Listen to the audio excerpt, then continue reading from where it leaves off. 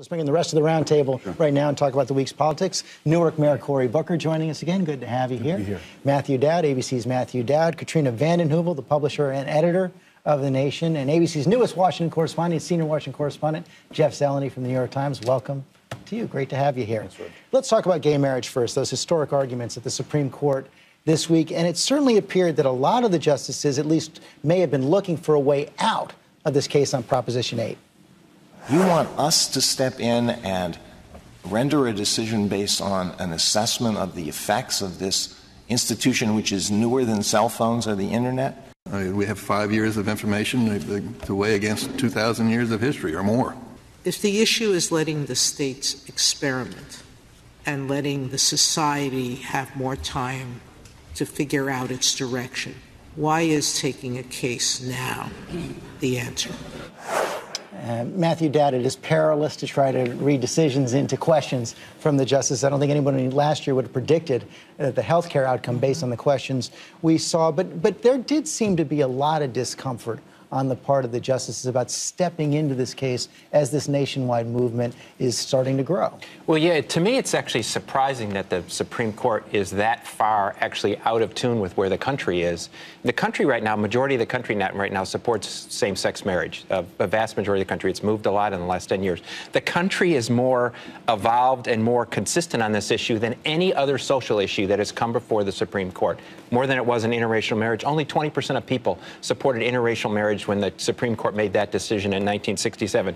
More congened on this than civil rights. More congened on this than abortion. So the country is way ahead on this. So that's what I don't understand why the Supreme Court seems reluctant to weigh on an issue where the country has already moved on. One argument could be, Congressman McKean, there's still more than 30 states that are banning gay marriage. Yeah, no, I would right now be opposed to gay marriage. Having said that, even if I supported it, I don't believe the Supreme Court should be making that decision. I think if you have an institution go back 2,000 or 3,000 years, before it's changed, before all the unintended consequences can be thought through, it should work its way through state legislatures, through Congress, perhaps, so we can, again, we should have full equality as far as finances, as far as other issues. I'm just saying we don't know what all the consequences could be that are unintended right now. I think Judge Ruth Bader Ginsburg said, for instance, with Roe versus Wade, that may have been a mistake, even from a pro-choice perspective, because it took it away from the legislatures and a lot of the social issues were not directly addressed. Worried at all about a backlash if the Supreme Court were to step out and have a sweeping decision in support of gay marriage? I'm not worried at all. Look, this is an anguished reality where we have a second-class citizenship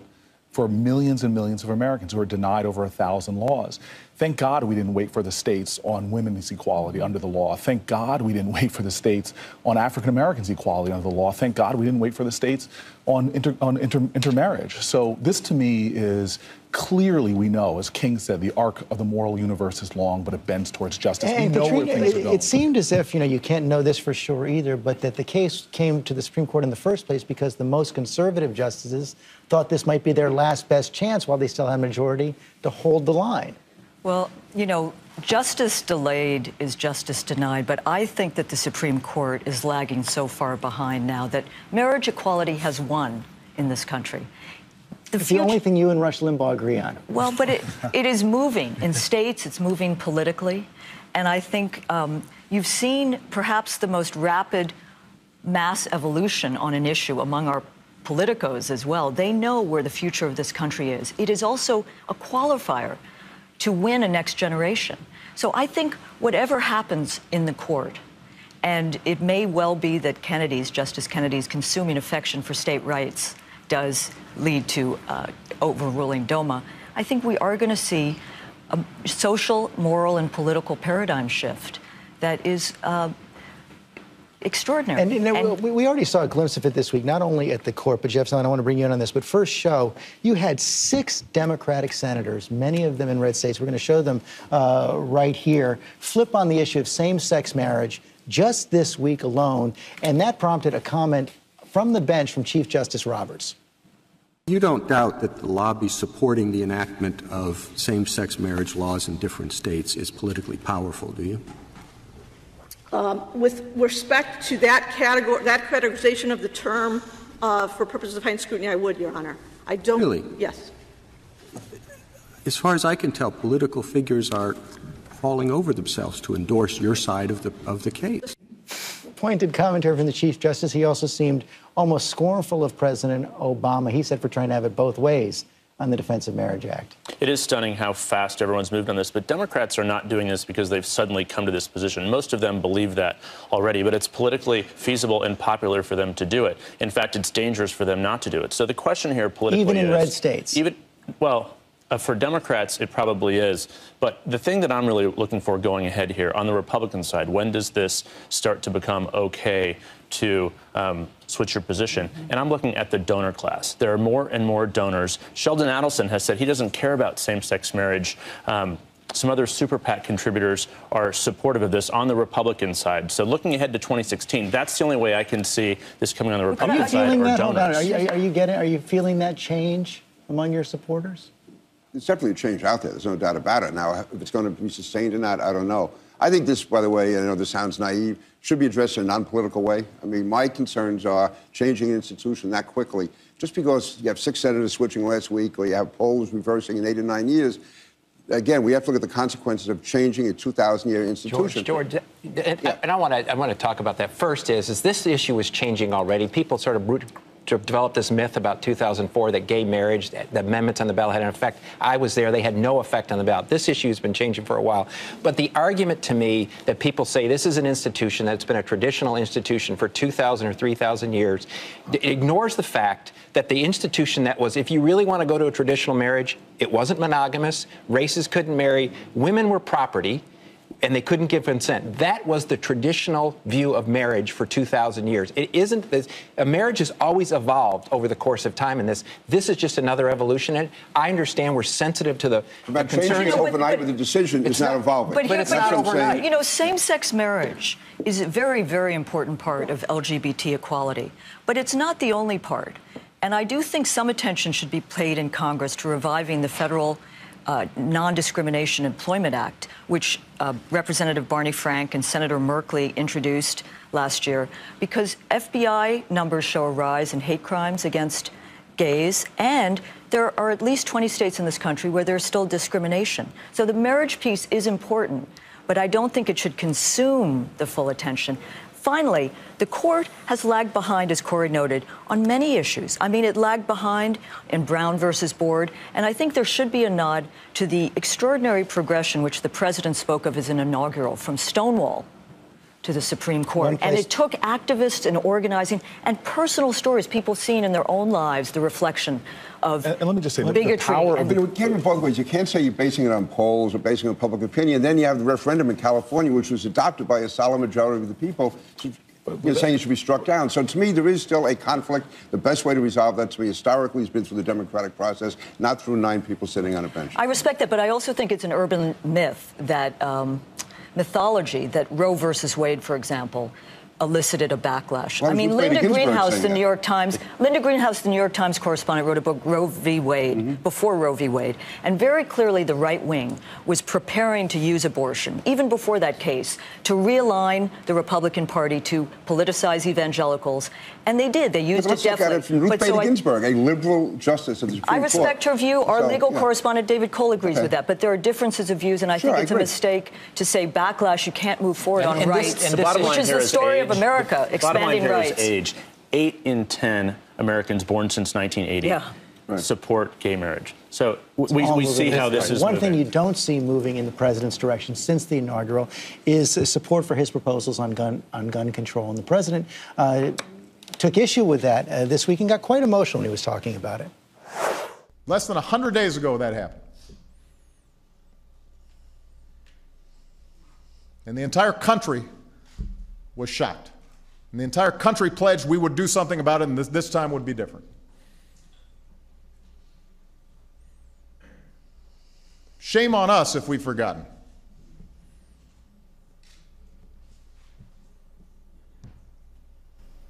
I haven't forgotten those kids. Shame on us if we've forgotten.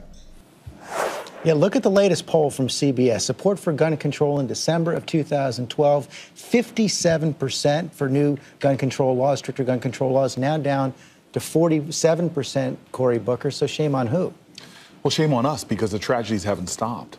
there are still thousands of Americans that are being murdered every single day. We had an innocent man in my city murdered by a handgun that didn't come from our, the handguns in my city are not coming from within our state. And so this is very problematic when you have the majority of the people, 90% of Americans, 80% of gun owners agree on sensible gun reforms that would stop the carnage and the slaughter You're talking background that goes checks, on. or universal I'm talking background checks. I'm talking punishments against straw purchasers.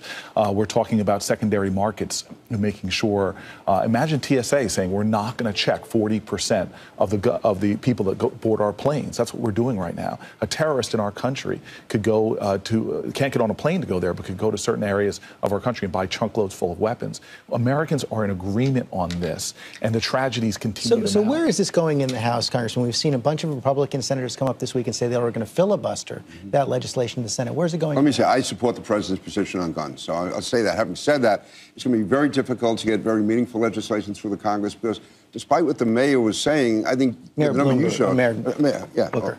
Mayor Bloomberg. Right. Is that, again, the majority of Americans don't seem to want this type of legislation. And I support it. So I am supporting legislation on gun trafficking, on background checks, assault weapons, all of that. But I just don't see the intensity building up. And that's exactly what you're seeing in the Senate right now.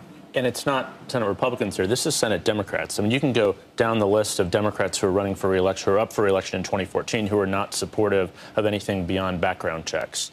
Max Baucus from Montana, Mary Landrieu from Louisiana, et cetera. So the president is talking a lot. His event at the White House was a big moment. He's going to out on the stump this week to talk about this as well. But behind the scenes, they realize that the assault weapons ban and other things are non-starters. Anything more you could have done? The fight is not over. You cite the CBS poll, cite your own poll, the ABC poll, which when asked not about stricter gun regulation, but about universal background checks, 90% support that. How many things in America do 90% of Americans support? 60% military-style assault weapon ban. Listen, when in our collective grief over Newtown, we thought things would move in this Congress.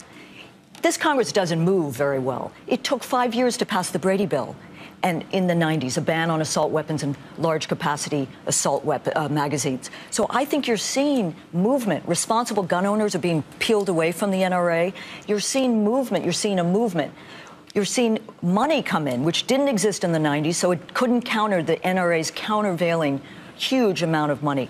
The movement, I think, will play a role as it did in the 90s to slay this beast. And we will see movement, and it will force a vote on certain amendments, even if you don't get the military-style assault weapons ban. I live in Texas, living in the heart of gun ownership and being a gun owner myself. I think what happens in these situations is yes, there's a huge part of the country that supports various things, the background checks, the high-capacity clips, all of those things the country supports by and large by huge margins in that. But I think what happens is there's a sense of people out in the country, out in middle America, that there's some elite trying to tell us what to do. Yeah, we want those things. Yes, they need to be restricted. Yes, we need to protect our children. But some elite somewhere, some mayor somewhere, somebody sits out there trying to tell us what to do. So Bloomberg's effort actually hurts. I actually think when he goes, into my mind, and when he goes too far out of the way that says, here's what I know what's best for you, as opposed to here's a reasonable approach, this is what's going to save lives. I think all that could pass. The problem in Washington, D.C. is they're traditionally afraid of their own shadow. And the NRA has become a myth in Washington, D.C. The NRA is not as powerful as anybody thinks. That's right. But politicians in Washington think it is,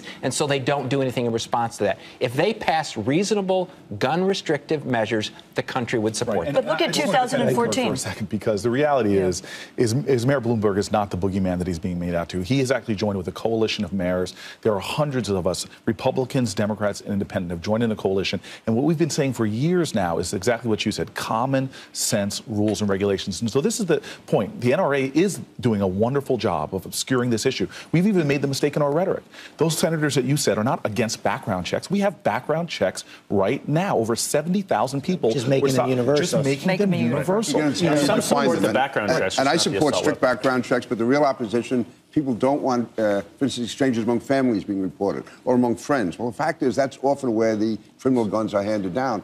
So, again, it's a lot tougher, but I support it. I'll do whatever I can to get it through. From this, from marriage equality to this, the simple question is, do you believe in America that the power of the people is greater than the people in power? Right. And I see on both of these issues, the American public has shifted dramatically to do common sense things that protect and affirm individual rights, but also give us safety. One issue that actually is moving in Congress right now, or seems to be moving in Congress, immigration reform. We only have a couple of minutes left, but Jeff Zeleny, it does appear there was a breakthrough on this issue trying to get a bipartisan immigration reform proposal just this weekend. Right, and this is a big deal. This has been historically one of the key sticking points here, the guest worker program. And unions, big labor has always been opposed to this. So there was an agreement reached Friday night between the labor coalition and the business coalition over this guest worker program. Senator Schumer was sort of brokering this, so now they're taking it back to the Gang of Eight. Senator Marco Rubio released a group of bipartisan senators coming up with the legislation. Senator Marco Rubio released a statement just this morning, and he is saying this sounds good, but hold on a little bit. Conservatives and Republicans are slightly uneasy of looking like this is being pushed through. They still want to have some debate on this, but this is a big deal. So when Congress comes back next week, one of these big immigration momentum is building. It's political suicide for the Republicans if they don't really if they don't go along with immigration. I mean, as you head into 2014, the Republican Party is a values-challenged party. They have big problems on immigration, on same-sex marriage, on gun reform, common sense gun reform. So I think this is going to be a testing case. We only have 30 seconds left. The Republican leadership seems to have gotten this message in both the House and I think the Senate. Well, it's taken a series of elections for them to get that message. The fastest rising group in this country, Latinos, if they don't figure out a way to how to deal with them and be in relationship with Latinos, they're going to be a minority party for the next generation. That's the problem in this situation. They understand they have to do something. They're trying to keep their base happy, but they know they have to do something. There still is a real issue with border security. And 8 guys in a room saying the border is going to be secure is not enough. For 27 years, they've not been able to secure the border. If that can be done, then I think you'll find strong support for it. I'm pro-immigrant. I grew up in an immigrant neighborhood. But the fact is, the border security is real. It's not some made-up issue. And even if we have to resist the zeitgeist, we'll have to do it. But there's other types of security as well. There are immigrants in our country who are being abused by unscrupulous employers, violating their human rights. There's victims of crime in my city. I see it all the time. Immigrants are targeted, and they're afraid to come forward and even report the crime. These are the kind of things we also need to be talking about. That's going to have to be the last word. Thank you all very much. We'll be right back.